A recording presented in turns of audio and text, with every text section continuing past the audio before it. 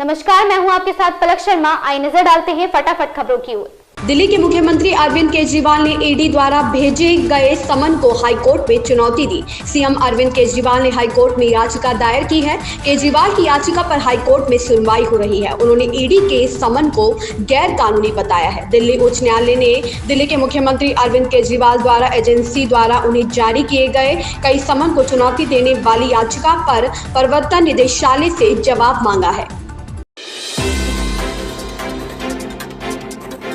तेलंगाना की राज्यपाल तमिलिसाई सुंदरराजन ने बुधवार को एक बार फिर भाजपा का हाथ थाम लिया है। उन्होंने 2 दिन पहले ही राज्यपाल पद से इस्तीफा दिया था।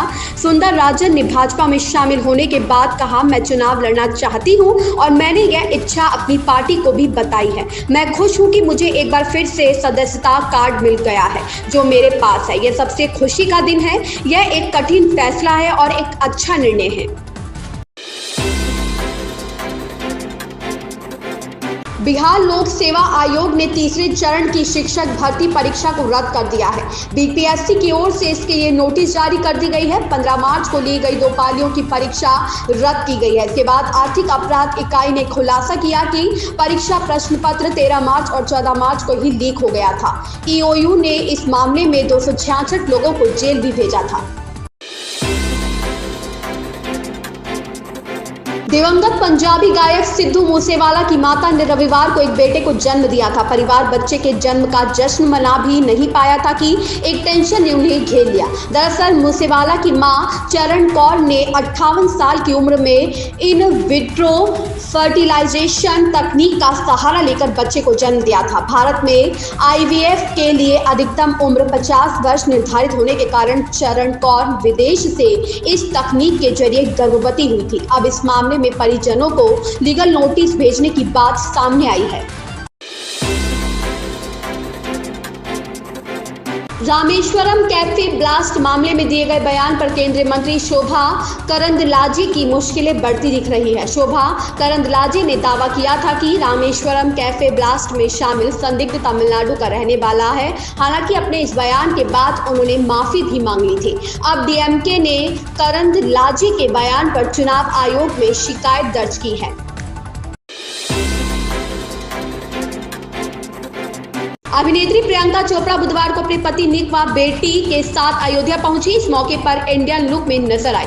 उन्होंने अपने परिवार के साथ रामलला के दर्शन किए। उन्होंने करीब 30 मिनट रामलला के दरबार में दर्शन पूजन किया। राम मंदिर ट्रस्ट की ओर से उनका अभिनंदन किया गया। प्रियंका के पति निक भी इंडियन लुक में नजर आ रहे थे। उन्होंने सफेद रंग का कुर्ता पायजामा पहना हुआ था। वहीं प्रियंका चोपड़ा पीले रंग की साड़ी में नजर आई।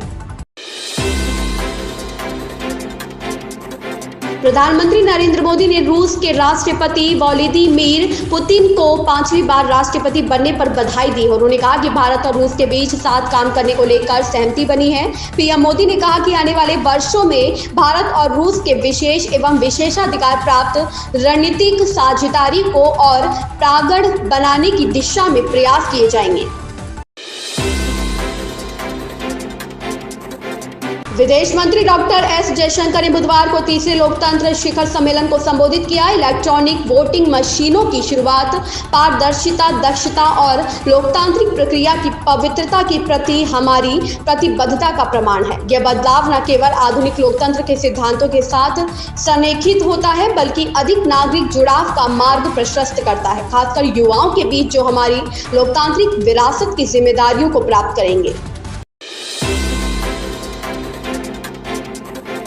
सुप्रीम कोर्ट ने बुधवार को तृणमूल कांग्रेस के सांसद अभिषेक बनर्जी के उस अनुरोध को स्वीकार कर लिया जिसमें अप्रैल और जून के बीच होने वाले आम चुनावों के पूरा होने तक मनी लॉन्ड्रिंग मामले से संबंधित जांच के लिए प्रवर्तन निदेशालय को उन्हें बुलाने से रोकने की मांग की गई थी। याचिकाकर्ता के वकील का कहना है कि याचिकाकर्ता एक सांसद है और वह आम चुनाव लड़ रहा है, जिसके मद्देनजर मामले को जुलाई तक के लिए टाल दिया जाए। अदालत ने कहा कि इस मामले को 10 जुलाई को सूचीबद्ध करें।